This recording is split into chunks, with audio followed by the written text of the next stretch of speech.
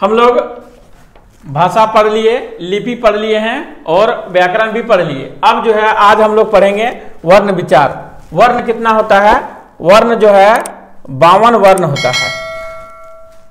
अब वर्ण किसे कहते हैं? वर्ण जो है, वर्ण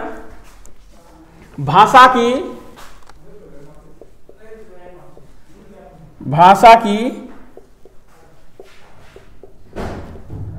सबसे छोटी इकाई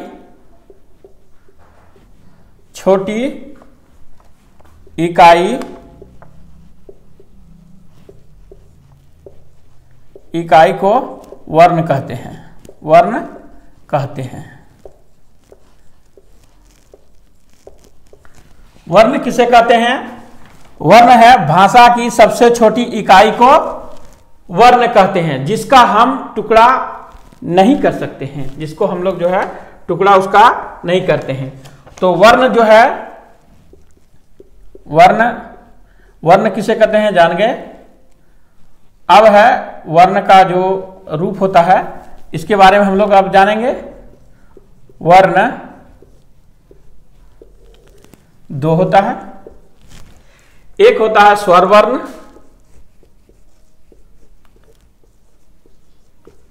और दूसरा होता है व्यंजन वर्ण।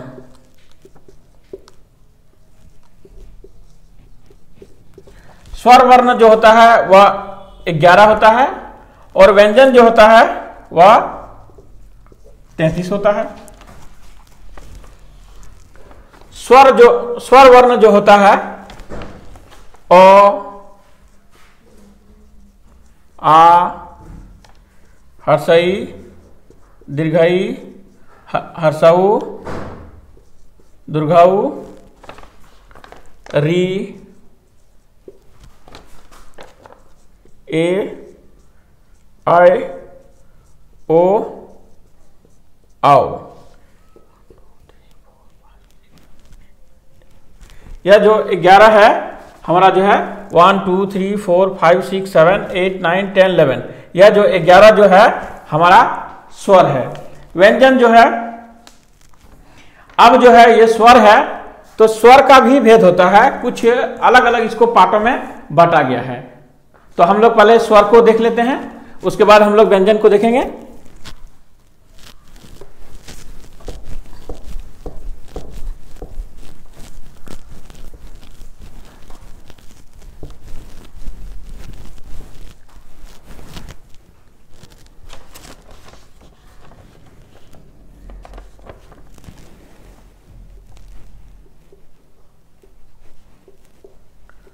स्वर वर्ण जो है,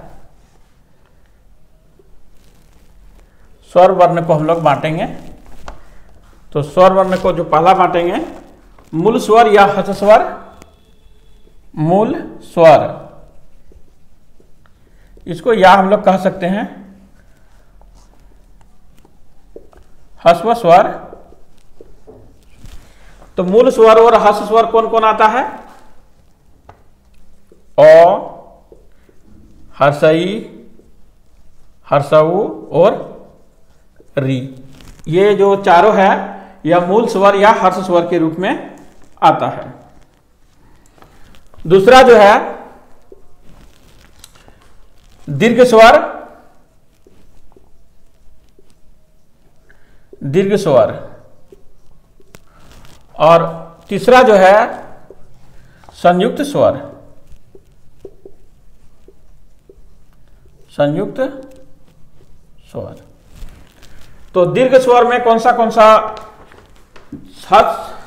मूल स्वर जो होता है, जिसमें हम लोग को बोलने के लिए साउंड जो होता है बहुत कम ही जरूरत पड़ता है, किसी अन्य स्वर का जरूरत नहीं पड़ता है। लेकिन दीर्घ स्वर में जो है अन्य स्वर का जरूरत पड़ता है, इसीलिए जो है यह और जोर से ही इसको ज्यादा साउंड लगता है बोलने में, इसीलिए यह दीर्घ स्वर कहा जाता है। तो दीर्घ स्वर में कौन सा आएगा? तो देखिए दीर्घ स्वर में आ होगा, दीर्घई होगा, दुर्घऊ होगा, ए और आय होगा, ओ और आओ होगा। ठीक है, ये जो है ये सारे शब्द जो वर्ण जो है दीर्घ स्वर के अंदर में अंतर्गत आता है। और संयुक्त जो स्वर होता है वह जो स्वर है यह दो स्वरों के मिलने से जो निर्माण होता है उसे हम लोग क्या कहते हैं, दीर्घ स्वर के रूप में जानते हैं।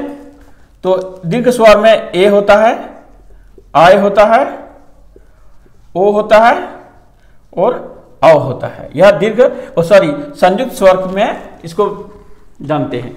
तो संयुक्त स्वर में ऐसे इसको किस प्रकार से यह संयुक्त होता है, तो देखिए ए जो होता है, ए बराबर होता है ओ जोड़ ई बराबर होता है ए, ठीक है। दूसरा होता है आई का क्या होगा, तो आई का देखिए ओ जोड़ ए बराबर क्या होगा आई। ओ का जो है ओ जोड़ उ बराबर क्या हो गया औ। औ का क्या होगा, औ का देखिए ओ जोड़ ओ बराबर क्या होता है औ होता है। यह जो है दीर्घ स्वर का जो है रूप है। एक आता है प्लुत स्वर, ठीक है। ये आप जान गए, स्वर का जो है तीन भेद होता है।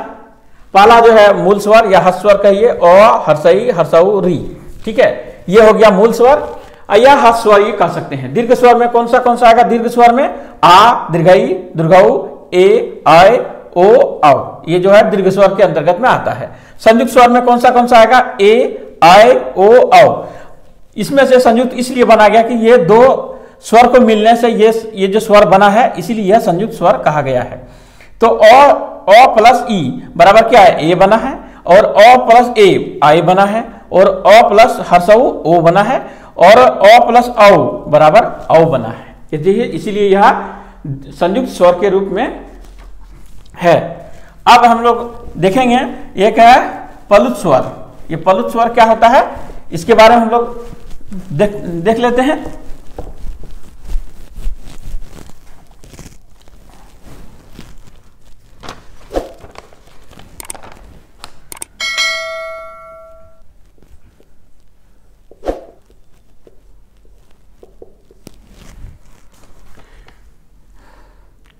प्लुत स्वर जो होता है, जिसमें हम लोग जो किसी शब्द को उच्चारण करते हैं, जैसे ओम करते हैं, जैसे राम करते हैं रा, उसके बाद यह है आरमो करते हैं जैसे, तो यह किसके अंतर्गत आता है, यह प्लुत स्वर के अंतर्गत में आता है। जैसे ओम करते हैं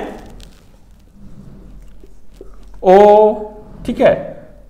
इसमें जो है बहुत ज्यादा साउंड स्वर का जरूरत पड़ता है, इसीलिए हम लोग इसी को प्लुत स्वर के अंतर्गत में यह रहता है। राम ओम इस प्रकार का जितना सारे शब्द होता है वह है क्या होता है, वह प्लुत स्वर के अंतर्गत में आता है। अब लोग हम लोग देखेंगे व्यंजन के रूप में व्यंजन को।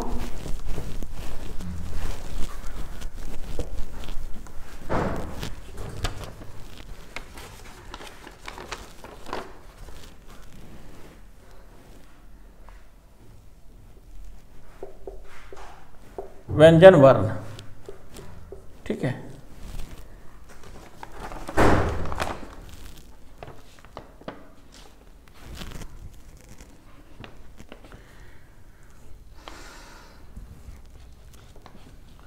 तो व्यंजन वर्ण को जो है जैसे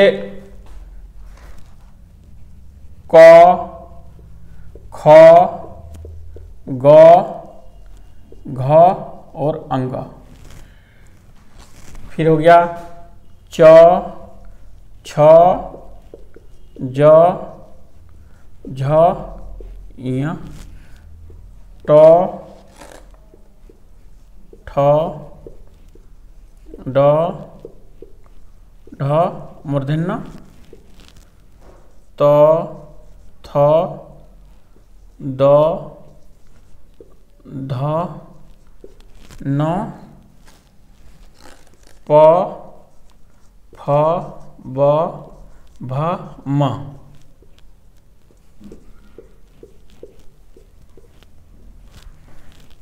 इसको हम लोग कहते हैं क वर्ग, क वर्ग, इसको हम लोग कहते हैं च वर्ग, इसको कहते हैं ट वर्ग, इसको कहते हैं त वर्ग, और इसको कहते हैं प वर्ग।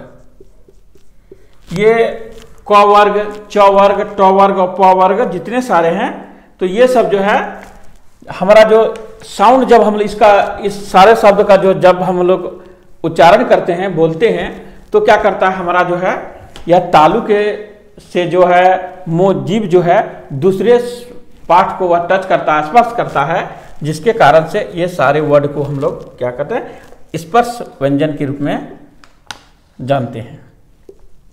स्पर्श व्यंजन कहा जाता है, स्पर्श व्यंजन कहा जाता है।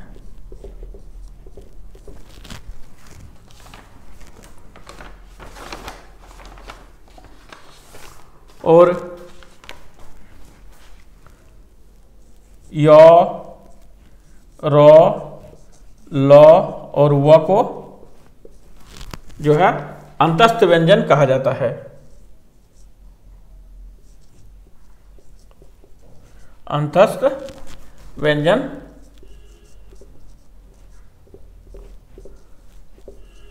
कहा जाता है।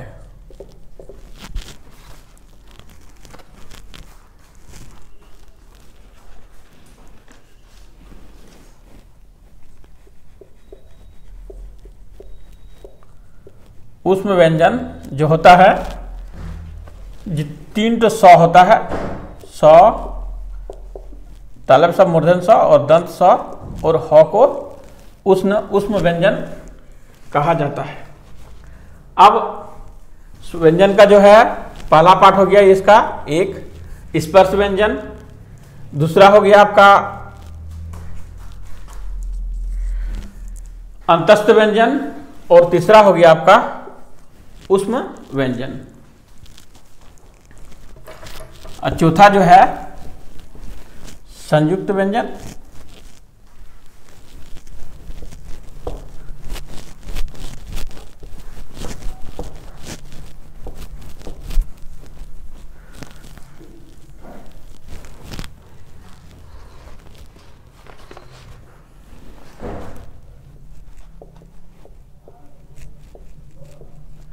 संयुक्त व्यंजन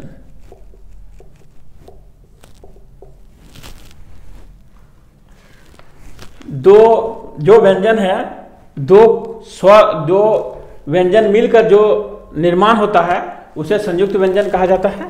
इसमें जो है दो व्यंजन मिलकर, दो व्यंजन वर्ण मिलकर एक नया वर्ण का निर्माण करता है, जिसको हम लोग कहते हैं संयुक्त वर्ण। तो कौन सा नया कौन सा बनता है? जैसे अक्ष है, अक्ष जो है क जोड़ आधा क जोड़ स, यह अक्ष बनता है। ज्यों जो है आधा ज और यों मिलकर जो है यह ज्यों बनता है। त्र जो बनता है आधा त और त हलंत जिसको हम लोग कहेंगे, और र, तो त्र का निर्माण होता है।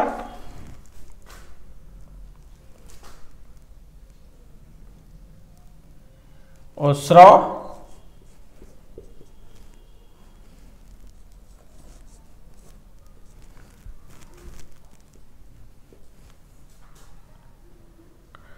जो है स हलंत जोड़ र, और यो है द हलंत जोड़ य।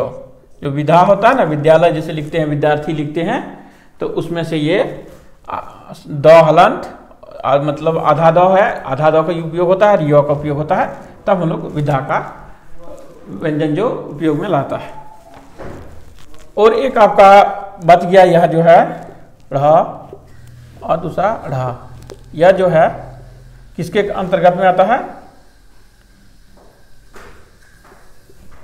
उत्क्षिप्त उत्क्षिप्त व्यंजन के रूप